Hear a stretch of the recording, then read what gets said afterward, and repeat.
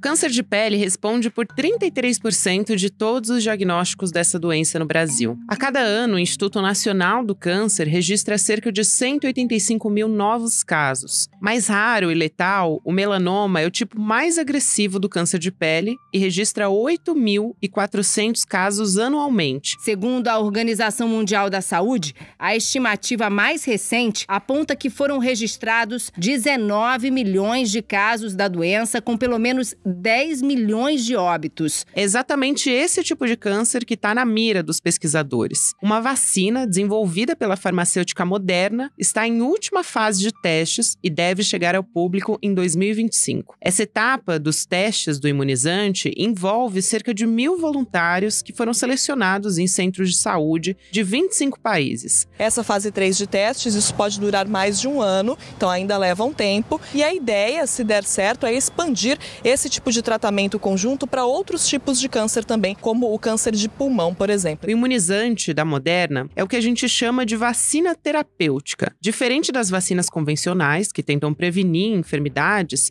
a vacina terapêutica trata a doença. Esses estudos preliminares indicaram que o uso dessa vacina, aliado ao medicamento Keytruda, também da Moderna, reduziu a recorrência do câncer ou morte por melanoma em 44% dos pacientes. Com essa nova esperança, os cientistas acreditam desenvolver ainda mais a tecnologia para outros tipos de cânceres e até mesmo para tratamentos contra o vírus HIV que provoca a AIDS. O imunizante, diferente dos convencionais, trata o câncer e também ensina o sistema imunológico a combater a doença. Essa novidade é um passo histórico na batalha da ciência contra o câncer.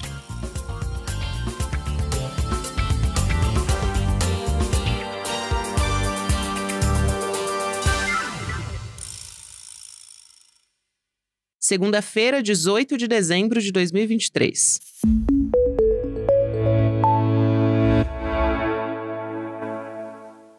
Olá, seja muito bem-vindo, seja muito bem-vinda. Eu sou a Gabriela Varela, esse é o Videocast em Detalhes. E aqui sempre com uma convidada, a gente analisa uma temática, uma notícia importante do momento. Nesse caso, a gente vai falar justamente sobre a vacina contra o câncer de pele. A previsão é que ela deve chegar ao mercado em 2025, mas a gente vai entender melhor essa história com o Dr. Rodrigo Munhoz, oncologista clínico, pesquisador, especialista em tumores cutâneos e sarcomas no Hospital Sírio-Libanês. Dr. Rodrigo, muito obrigada por aceitar nosso convite. Seja muito bem-vindo aqui ao ICL ou em Detalhes. Olá, é um prazer participar e falar de um tema tão interessante e tão instigante. Muito importante. Antes de mais nada, eu queria pedir a sua ajuda, doutor, para explicar um motivo de virar uma pauta aqui no Em Detalhes, porque o melanoma, ele é o tipo de câncer mais prevalente no Brasil. A informação que a gente tem é de que mais de 30% dos diagnósticos são do melanoma. Então eu pergunto, por quê, doutor Rodrigo? Na verdade, esse número ele se reflete aos casos de câncer de pele. É o câncer mais frequentemente diagnosticado no Brasil e é diagnosticado aos milhões ao redor do mundo. Existem duas variantes, dois grupos de câncer de pele. O melanoma, que perfaz mais ou menos 5% dos casos de câncer de pele, então é uma parcela pequena, mas que pode ter um comportamento mais agressivo. E os outros 95% correspondem aos tumores de pele não melanoma, que incluem aí o carcinoma basocelular e o outro que se chama carcinoma de células escamosas. Esses tumores, os tumores de pele não melanoma, têm uma biologia muito mais favorável. Essa vacina que a gente vai discutir, ela se aplica ao melanoma. E a importância vem do fato de que o melanoma vem se tornando um tumor mais comum. Nos Estados Unidos, ele já é o quinto tumor mais frequentemente diagnosticado em homens e mulheres. E ao longo das últimas décadas, a gente vem assistindo a uma tendência ascendente. Mais e mais casos de melanoma vêm sendo diagnosticados. E essa é uma tendência que vai se manter para os anos por vir. Então, por mais que hoje no Brasil o melanoma não seja um tumor comum, não seja um tumor frequente, representando uma parcela pequena dos casos de câncer de pele, ele é um tumor que pode se comportar agressivamente. Então ele é um tipo mais grave, né? Só para ficar mais fácil para as pessoas entenderem, quando a gente fala melanoma, a gente está falando de um tipo de câncer de pele mais grave, seria isso? Isso. Se a gente não diagnosticar no momento certo, ele é um tumor que pode ter um risco maior de morte, de volta da doença. Então ele é um tumor mais grave dentre aqueles que representam os cânceres de pele. Tem diferentes tipos e o melanoma costuma ser o mais grave deles. Até há pouco tempo a gente não tinha nenhum tratamento eficaz para o melanoma quando ele voltava. O comportamento da doença era muito grave, era uma doença que crescia muito rapidamente. Então a importância dos novos tratamentos, e aí está incluída a vacina, vem disso. A gente passar a contar com ferramentas que nos ajudam a tratar uma doença grave, uma doença perigosa. E essa é uma vacina que ela trata a doença, porque quando a gente fala de vacina, acho que todas as pessoas imaginam que é para prevenção. E elas estão certas em pensar assim. A gente está falando de um tipo de vacina que é diferente, né? E pelo que diz a Moderna, existe uma redução de 44% do risco de recorrência da doença ou morte. Então, eu queria pedir para o senhor explicar para a gente, por favor. Existem diferentes tipos de vacina. A gente, naturalmente, até pela experiência com doenças infecciosas, entende o conceito, mais frequentemente, da vacina preventiva. E existem algumas vacinas em oncologia que têm o mesmo fim. Exemplo, a vacina para o HPV. A vacina para o HPV, que hoje faz parte do calendário vacinal básico, ela pode, erradicando o HPV, diminuir o risco de alguns tipos de tumores, como, por exemplo, câncer de colo uterino e alguns subtipos do câncer de cabeça e pescoço. Essa vacina que a gente está discutindo no melanoma, ela é um pouco diferente. Ela é uma vacina para tratamento, para quem já teve a doença. Não é uma vacina para diminuir o risco de aparecimento do melanoma. Então, não é algo como, por exemplo, uma vacina para sarampo, cachumba, rubéola, que você previne que a pessoa se infecte ou tenha formas mais graves da doença. Não é isso. Essa vacina, ela é feita e administrada e vem sendo estudada para pacientes que tenham tido o diagnóstico de melanoma, geralmente numa fase intermediária, não é nem uma fase tão avançada, nem uma fase tão precoce. E essa vacina, que é preparada às custas do tumor, ela é administrada a esses pacientes junto com uma imunoterapia que já é padrão, com o objetivo de reduzir a chance de volta do melanoma. Então é um conceito um pouco diferente de vacina. Muito bom. E eu queria pedir também para o senhor explicar, doutor, como que foi esse estudo da Moderna, o que identificou de positivo, né? Qual que é o diferencial dessa vacina, como é que ela funciona? Porque, pelo que eu li, ela tem uma tecnologia que é parecida com um dos tipos de vacina contra a Covid-19, né? Exato, ela usa uma tecnologia que de fato ganhou a mídia e se desenvolveu muito durante a pandemia. E essa vacina, dentre outras, talvez seja uma das heranças positivas da pandemia. A gente dominou melhor a técnica e agora está conseguindo usar a mesma técnica para outras coisas que não só o Covid, talvez tendo impacto em muitas outras doenças. O ponto importante é que essa vacina ela é parte de uma enorme gama de novidades, de novos tratamentos e evoluções no tratamento do câncer. Então, claro, a gente vai discuti-la com mais detalhe e o entusiasmo é grande, mas a mensagem acho que é ainda mais otimista. Ela faz parte do conceito de imunoterapia, que já revolucionou o tratamento do melanoma com algumas formas de tratamento e tem aí pela frente uma perspectiva, um cenário muito animador. Ela é a única coisa que está vindo que pode melhorar ainda mais o prognóstico desses pacientes, o sucesso no tratamento do melanoma? Felizmente não. Felizmente ela é só mais uma, talvez uma que esteja mais próxima do nosso uso no dia a dia, mas a verdade é que o cenário para os anos por vir é muito animador. O que foi feito, então, voltando à sua pergunta? Basicamente, pacientes que tivessem o diagnóstico de melanoma, que houvesse se espalhado para os gânglios regionais, e essa é uma tendência do melanoma, geralmente ele começa a se espalhar regionalmente para as ínguas, esses pacientes eram submetidos à cirurgia. O material que era retirado da cirurgia, o melanoma que era removido, era usado para a preparação dessa vacina, geralmente ao longo de um período aí de até 6 semanas, e depois os pacientes eram tratados preventivamente uma imunoterapia padrão, que se chama pembrolizumab, que hoje já faz parte do nosso dia a dia. A gente já entendeu que esse é um tratamento que diminui a chance de volta do melanoma, a chance de formar metástases, ou seja, são depósitos do melanoma à distância. E no braço da vacina, no grupo de pacientes tratados com a vacina, essa mesma imunoterapia era combinada, então, a essa vacina usando a técnica de RNA recombinante, que é a plataforma que a gente acabou de discutir, talvez herdada aí, ou acelerada pela pandemia, pelo Covid-19. E o que se viu no estudo é que os pacientes que recebiam a combinação, ou seja, a imunoterapia padrão mais a vacina, tinham uma menor chance de volta da doença e uma menor chance de metástases à distância. Lembrando que a gente não estava comparando aqui só com placebo ou só com observação.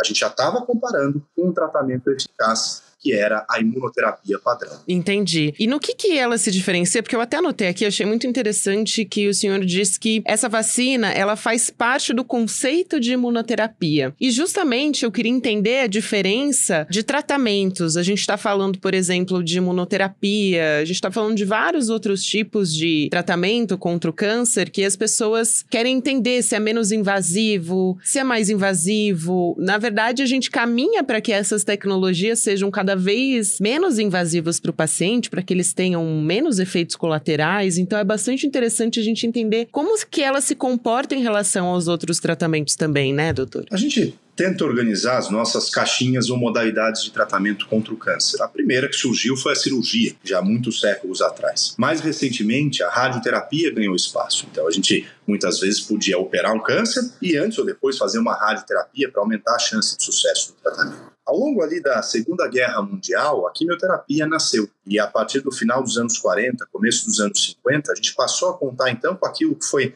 a base do tratamento oncológico por muitas décadas, que era a químio, que eram basicamente substâncias tóxicas para células, que atuavam mais na célula tumoral, mas que tinham também um efeito nas células saudáveis, e daí a associação com os efeitos colaterais. Por isso que as pessoas que recebiam a quimioterapia tinham muitas náuseas, vômito, anemia, queda de imunidade, justamente porque havia também o efeito dessas terapias tóxicas nas células saudáveis. Quando se reconheceu o DNA, a gente conseguiu dar um salto além.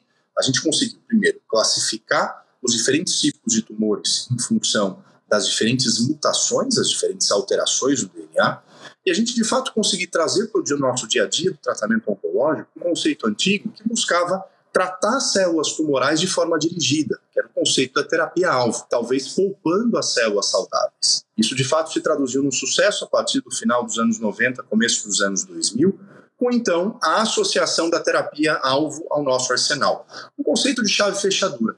É como se a mutação no tumor funcionasse como uma fechadura específica e a gente tivesse uma chave, que era a droga-alvo, justamente para fazer o tumor parar de crescer. Então, a gente tinha, nesse momento, a cirurgia, a radioterapia, a quimioterapia, a terapia-alvo, a hormonioterapia, que surgiu nesse meio tempo também, e mais recentemente o renascimento da imuno, que é uma forma de fazer com que o nosso próprio sistema de defesa identifique e combata a célula tumoral, ou seja, uma forma de sensibilizar nosso sistema de defesa para que ele passe a enxergar o câncer como um vírus, como uma bactéria. Esse não é um conceito novo, já é, na verdade, um conceito do final do século passado, mas que só agora a gente conseguiu dominar as técnicas para que isso, de fato, se tornasse algo eficaz e seguro. E a verdade é que tem diferentes formas de fazer isso.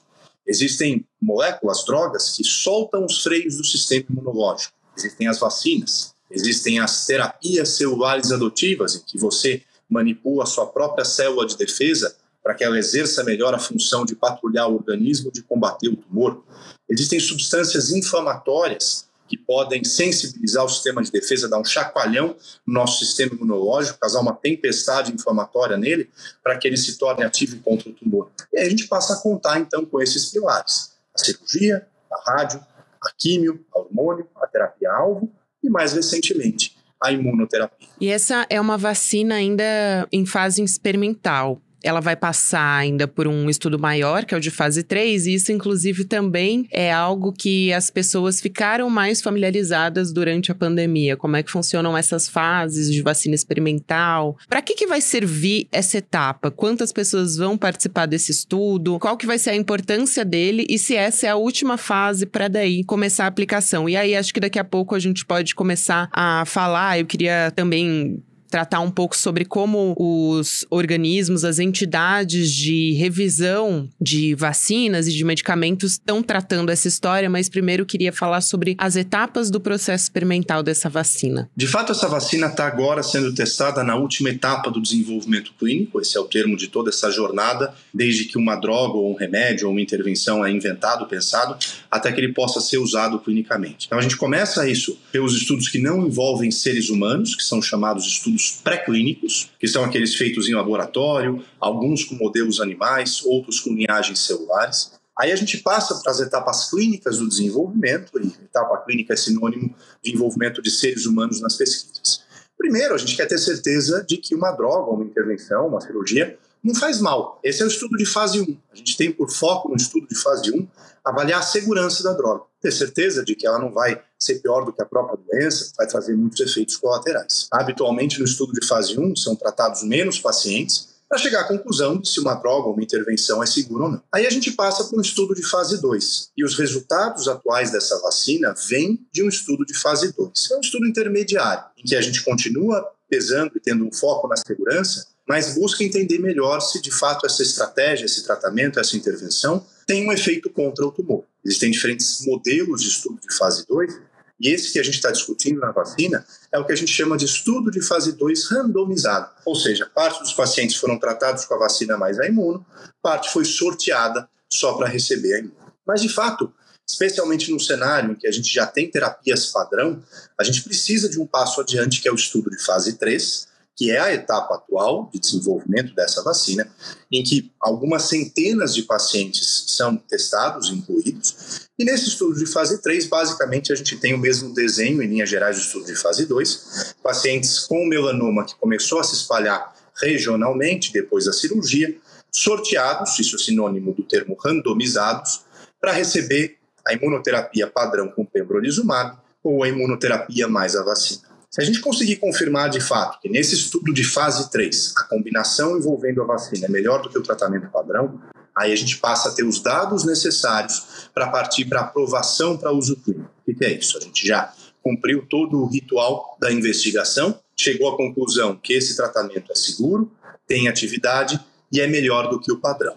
E a partir daí, então, esse dossiê, esse conjunto de dados, é submetido para as chamadas agências regulatórias, que são aquelas que decidem se de fato as informações são confiáveis, seguras, adequadas, para permitir o uso na população geral. Então, a nossa expectativa é que nesse estudo de fase 3, aquelas observações do estudo de fase 2 se confirmem, ou seja, que a vacina de fato aumente a chance de cura, diminua a chance de recidiva de volta do melanoma, permitindo que aí sim a gente consiga tratar os pacientes fora de um contexto experimental no nosso dia a dia de cuidado oncológico. Perfeito, doutor. Aí eu queria perguntar quanto tempo mais ou menos costuma durar essa fase 3, ou se a gente tem uma previsão de como isso deve acontecer. E aí quando a gente fala das agências regulatórias, justamente a FDA, que é como se fosse a Anvisa dos Estados Unidos, e também a Agência Europeia de Medicamentos, elas colocaram essa terapia num processo de revisão acelerada. Aí eu te pergunto qual é o efeito prático disso, e aqui no Brasil, pela sua experiência, quanto tempo esse procedimento deve ficar disponível para a gente, levando em consideração que a Anvisa também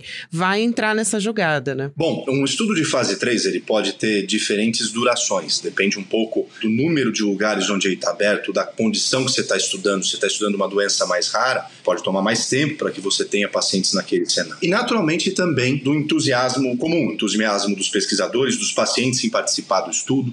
Existem estudos em que existe um entusiasmo maior ou menor, sobretudo frente àquilo que a gente já tem como padrão a oferecer. Mas falando especificamente desse estudo da vacina, da etapa do estudo de fase 3, esse estudo já está ativo, já está em andamento, inclusive com alguns centros no Brasil, já na iminência aí de abertura, ou seja, a gente vai ter a possibilidade de, no Brasil, participar dessa etapa final do desenvolvimento, e talvez no intervalo de 1 ano a 1 ano e meio, no máximo 2 anos, a gente tenha a inclusão de todos os pacientes. Esses estudos são feitos com um objetivo, um alvo de pacientes total que nos permita, de fato, comparar e entender entre os grupos se a vacina é melhor ou não. Atingindo esse alvo, a gente tem um período para maturação dos dados, ou seja, a gente precisa entender se o melanoma vai voltar, não vai voltar, quando vai voltar e com que frequência vai voltar. Isso também toma um tempo, provavelmente mais de 1 ano, 1 ano e meio. Então, não é algo tão precoce. O que acontece é que, às vezes, uma tecnologia é tão eficaz, um tratamento é tão eficaz, que a gente já vê resultados muito precoces, promissores. E isso pode levar a aprovações mais rápidas.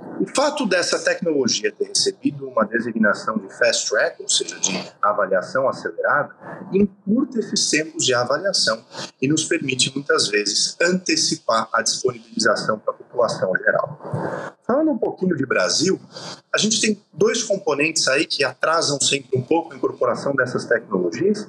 Primeiro vem do fato de que essas submissões para a Anvisa já são feitas com um certo atraso em relação a outros países. Habitualmente, diferentes companhias, que não são brasileiras, claro, submetem nos seus países ou nos países onde houve o desenvolvimento. muito frequentemente submetem inicialmente nos Estados Unidos, porque é o maior mercado mundial, então existe aí também um peso da aprovação no retorno econômico, e depois esses dossiês são submetidos no Brasil. Tipicamente tem um delta aí, um intervalo de 6, 9, 10, 12 meses entre a primeira submissão em algum outro país, em alguma outra agência regulatória e no Brasil. A Anvisa, ao longo dos últimos anos, ela vem encurtando os tempos de avaliação. Ela também já conta com essa possibilidade de avaliar de forma mais rápida novas tecnologias. Existem caminhos, por exemplo, para doenças raras, não é exatamente o caso do melanoma, mas existe essa boa notícia para aprovação. Então, habitualmente, a gente tem uma aprovação, uma disponibilização no Brasil que vem com um atraso de 6 meses a um ano e meio, às vezes um pouco mais, em relação à primeira aprovação internacional. Então, sendo bem realista, a gente ainda tem um tempo de conclusão desse estudo. Se a gente conseguir bater o prazo estimado, talvez em menos de um ano a gente consiga incluir todos os pacientes. E eu estimo que entre 2025 e 2026 a gente já tenha pacientes sendo tratados, caso se confirme a atividade da vacina, esse é um ponto importante, no dia a dia, talvez no Brasil, aí começo de 26, ao longo do ano de 26. É difícil dizer, porque a gente ainda tem muitas etapas pela frente. Mas uma etapa fundamental, isso é sempre importante ponderar, é que a gente ainda não tem um estudo de fase 3. Os dados ainda são animadores, são promissores, mas a gente precisa confirmá-los para que, de fato, a vacina passe a fazer parte do nosso dia a dia de tratamento. Eu ia justamente perguntar isso, doutor, e você já trouxe a resposta, que é quando realmente a gente deve ter essa vacina disponível no Brasil, né? E aí, quando a gente fala de disponibilidade, eu queria perguntar sobre acessibilidade, né? Esse procedimento, a gente pode esperar que seja um procedimento caro? Em quanto tempo a gente poderia ter uma vacina dessas no SUS, por exemplo? Porque até agora o que a gente tem é a Moderna, que está fazendo esse estudo e que agora está entrando em fase 3, construindo, inclusive, uma nova fábrica lá em Massachusetts, nos Estados Unidos, para dar conta do volume de vacinas, né? Esse é um grande desafio que a gente tem no Brasil, desafio de acesso. De fato, mesmo o tratamento padrão hoje do melanoma, ele não está amplamente disponível através do SUS. Uma coisa é ter o registro junto à Anvisa, a outra coisa é ter o amplo acesso à população através do Sistema Único de Saúde. As primeiras imunoterapias para o melanoma mesmo metastático foram registradas junto à Anvisa em 2011. Aí a gente teve uma segunda onda de aprovações com novas drogas em 2015 e 2016. Ou seja, a gente já está indo para 8, quase 9 anos. E em cenários muito isolados e para uma parcela pequena da população que ainda conta com o SUS, a gente tem acesso mesmo a esses tratamentos que já foram aprovados há muitos anos. Então, uma briga constante como médico, como pesquisador, é justamente no sentido de ampliar acesso. É esperado que essa tecnologia da vacina venha a um custo elevado? Sim, infelizmente sim. E isso provavelmente vai se traduzir no primeiro momento numa dificuldade grande de acesso à maior parte da população. Pela regulação atual no Brasil, uma vez que isso tenha registro junto à Anvisa, ele passa a ser coberto pela saúde suplementar, ou seja, para pessoas que contam com convênios, com planos de saúde, com seguros de saúde. Mas isso não é a verdade para a disponibilização através do SUS. Então a gente tem pela frente uma jornada grande aí, bastante custosa para conseguir oferecer, mesmo os tratamentos que já fazem parte do dia a dia, mas também se preocupando com os tratamentos que vêm adiante para a maior parte da nossa população. A pesquisa clínica é uma forma de oferecer acesso, ela não é a ideal, não deve substituir outras formas de acesso, mas de qualquer forma é uma ferramenta que nos permite tratar pacientes que talvez não tivessem acesso de outra forma em protocolos de pesquisa, muitas vezes já com drogas padrão. Então essa é um ponto importante também da valorização da pesquisa clínica no Brasil. Ela é uma ferramenta talvez para diminuir essas diferenças, diminuir essas barreiras. Doutor, para a gente fechar a nossa conversa, a gente tem outros exemplos no mundo de vacinas contra o câncer, outros estudos que estão sendo feitos e que podem contribuir também no combate a outros tipos de câncer? Como eu disse no começo, essa é uma seara que vem se expandindo muito rapidamente. A resposta para a sua pergunta é sim.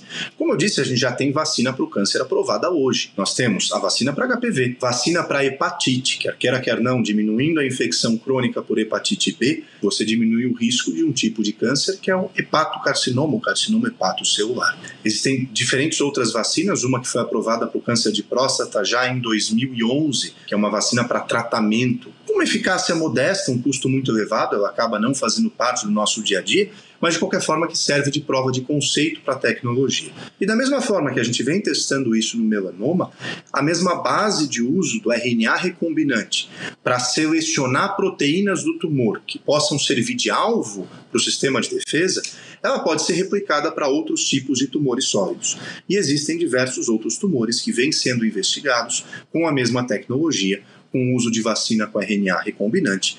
Então, na verdade, o melanoma tem sido o precursor das imunoterapias, mas o que a gente assistiu na última década foi uma multiplicação para outros tumores de muitas das observações e tratamentos que começaram pelo melanoma. Então, é um cenário bastante animador, sim, para outros tumores também. Dr. Rodrigo Munhoz, quero agradecer muito a sua presença aqui, sua disponibilidade em explicar para a gente quando a gente deve ter essa disponibilidade e o quanto é animador a gente ter avanços na tecnologia nesse sentido, né? Sendo, como o senhor disse, 30% dos diagnósticos, né, do câncer de pele, eu acho que é realmente muito animador a gente ter já esse primeiro resultado e a gente vai continuar acompanhando esse estudo e a gente espera também ter resultados aqui pra gente no Brasil, que essa vacina chegue logo pra gente também. Muito obrigada, Dr. Rodrigo Munhoz é oncologista clínico, pesquisador, especialista em tumores cutâneos e sarcomas no Hospital Sírio-Libanês. Até uma próxima, doutor. Até a próxima. Muito obrigado. Eu que agradeço. O Videocast em Detalhes fica por aqui. Nosso próximo episódio vai ao ar às 10h30 da manhã, ao vivo no YouTube, por onde você acompanha toda a programação do ICL Notícias. Muito obrigada a você que me acompanhou até aqui. Um abraço, até amanhã. Eu, Gabriela Varela, faço a apresentação e a coordenação do Videocast em Detalhes. O roteiro é feito por mim e pela Ana Carolina Navarro. A direção técnica de gravação é de Guilherme Bessa, Bianca Pasquim e Caio Marinato. A coordenação de transmissão é de Malu Pessoa, Leonardo Salles e Giovanni Nino. A operação de áudio é de Igor Santana e Denis Williams. A direção de imagem do Gabriel Vento. A produção é da Elô Macrini. A vinheta original é de Caio Marinato. A edição de áudio e sonorização são de César Degani. A direção de mídias sociais é de Joema Martins. E a direção de arte é de Stella Spironelli. A coordenação de artes gráficas de Isabela Chiara. A direção de programação é de Maurício Arruda. E a produção executiva de Eduardo Moreira e Rafael Donatiello. Este episódio usou áudios da Record TV, AFP Português e CNN Brasil.